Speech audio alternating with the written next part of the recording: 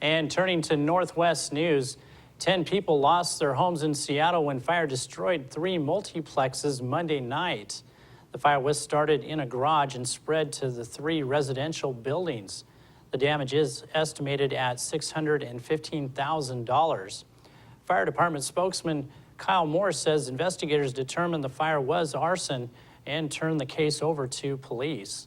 There were no serious injuries, but 10 people were displaced from the 3 older wooden multiplexes in the city's lower Queen Anne neighborhood. One of the buildings was destroyed and 2 damaged. Several conservation groups are threatening to sue Burlington Northern, Santa Fe Railway, and top U.S. coal producers, claiming they discharged coal into Washington state waterways in violation of federal law.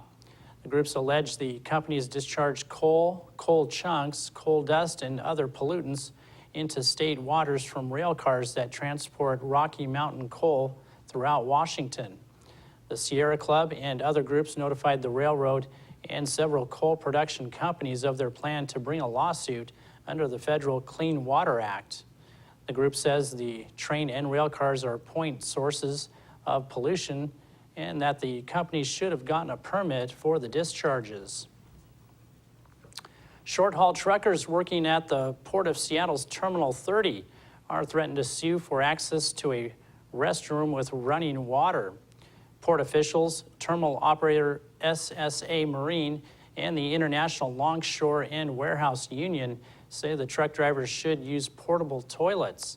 They say it's a safety issue because of moving equipment. The non-union truck drivers who haul containers from the terminal to trains are mostly immigrants from East Africa. They told the Seattle Times they need access to running water to wash their hands before eating and praying, but they have been blocked from the restrooms used by the longshoremen. A lawyer for the Truckers Association compares the unequal restroom situation to racial segregation. A regional shooting competition that would have brought hundreds of people to Montrose has become the latest casualty of new Colorado gun laws set to kick in just a few days before the competition. Members of the International Defensive Pistol Association, which has more than 17,000 members in at least 50 countries, had planned a regional championship beginning on the 4th of July at the San Juan shooting range in Montrose.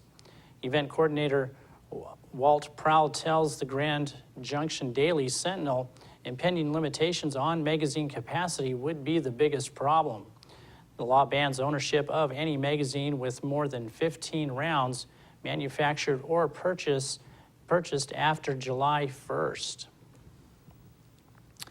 A 911 dispatcher called on her own mother to rescue a stranded boater in the Columbia River. She knew her mother could kayak to the area faster than sending the sheriff's office patrol boat.